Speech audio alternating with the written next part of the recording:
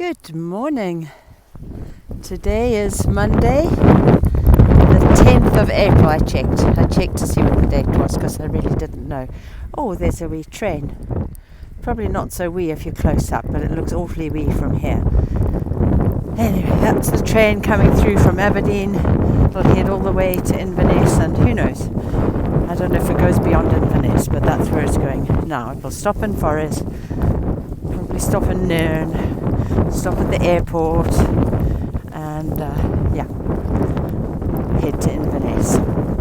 And here we are on a very drizzly Scottish morning, looking across the farmers' fields at a very grey sky, as you can see, and I have my rain jacket on, so I'm fine. My face is a little bit wet. I'm going to climb up on the verge so this car doesn't make contact with me directly.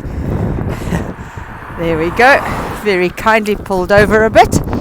Anyway, and Colin dropped me off on the road, and then I thought it wasn't really quite far enough. I said to him to drop me at a certain spot, and he was very kind, and he did, because he can see the weather's not brilliant. But anyway, then I walked further up the road because I figured I wouldn't get much of a walk because it really is too close. That's our housing estate over there. That's the estate where we live. And then over there is Moravia, which I showed you the other day with the aeroplanes. It's like that aeroplane museum. And over this side is a farmhouse and a settlement called Woodhead, which is a group of people who live together in community, and they share gardening chores, and they grow their own food, and they're actually a really, really lovely bunch of people, which I had the privilege of meeting. Not all of them, but a couple of folk there. Had the privilege of meeting them not that long ago and spending some time in their lovely farmhouse. It was it's always good, isn't it, to sit with down-to-earth people of the earth, people who put their hands in the soil and know how to grow food. Not something I am at all familiar with, but fortunately my husband is. He knows how to grow all sorts of things now. Since we moved into our wee house, Colin built up some like gardening, veggie beds and everything, raised ones, because we're just a little bit older now, so it's better not to have to bend down too far. And he grows all sorts of things in there year on year. So I think we've had 3 growing seasons so far, and I don't know what he's going to be putting in there this year. I have asked for lettuce because I have decided that it's when the warm weather comes. Actually, it's not too cold today, which is good. I think we're going to start eating a little bit more salads and stuff. Not my favorite food. I don't dislike salad. It's just not something I think of eating on a daily basis. We're going to try that. Anyway, just to share with you quickly about, so I see my time's marching on. Yesterday was, as we all know, Easter Sunday, and Colin and I and my mum went to the Eco Village Park community, where it's the community that I serve. And there was the Easter artist hunt, and Colin was doing his bit there. He was telling poems and everything. It was a really lovely day. I love the artist hunts. A friend of mine, Laura Passetti, she started these a couple of years ago or so, 3. Yeah, it was in response to the lockdowns, and to try and bring some joy and what have you back into the community and get people walking and what have you. Fantastic idea. What a concept. And so these happen every year. Brilliant. And I will post some photos and a couple of video clips, etc. After this. So they'll come before this, actually.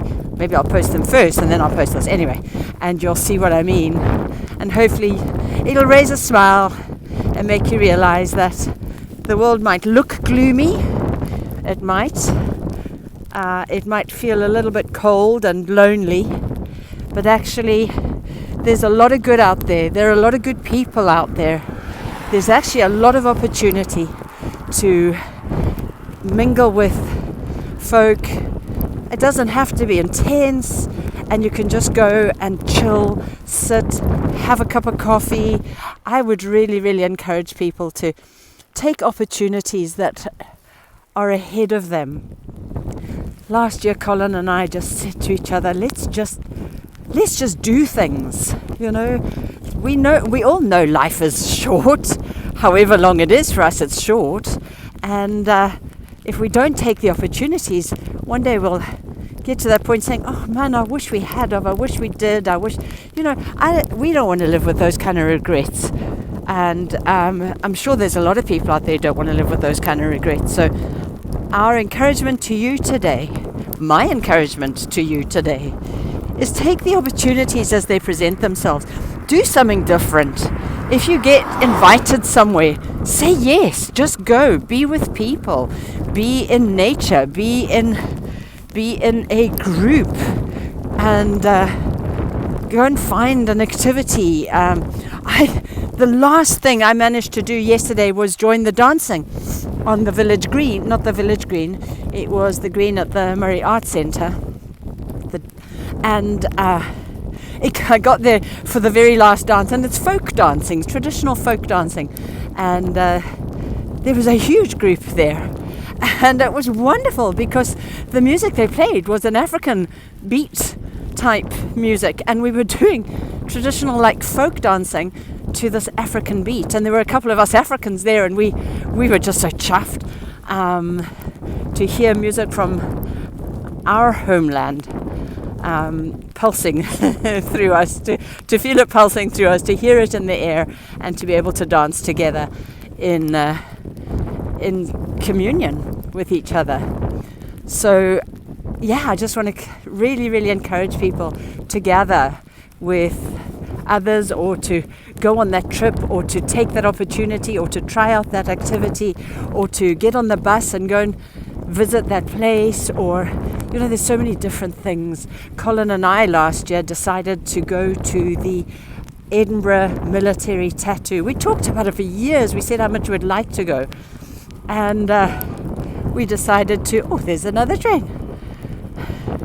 We decided to just do it. So we had booked the ticket, and then we realized, of course, that it's at the same time as the Edinburgh Fringe, and we'd never been to that. Even though we used to live quite close to Edinburgh, we had never been to the Fringe. So we managed to book ourselves into a youth hostel. We got a private room, which was really very fortunate, and we attended the Fringe and the tattoo, and it was wonderful. It was wonderful. Even though sometimes, one day was sunny and reasonable, and the next day it was a bit wet and what have you.